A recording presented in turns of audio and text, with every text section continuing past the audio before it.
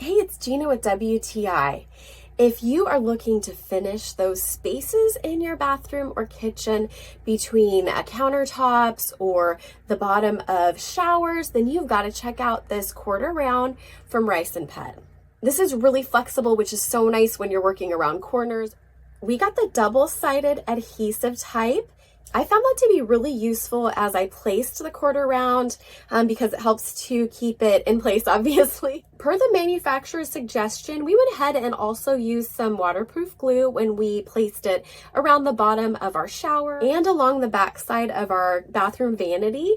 We recently remodeled this area in our RV, and this is such a helpful trim to have because it just makes it look so much better. We really liked that it keeps the water from dripping down the wall as we splash it up onto the tile on our bathroom vanity.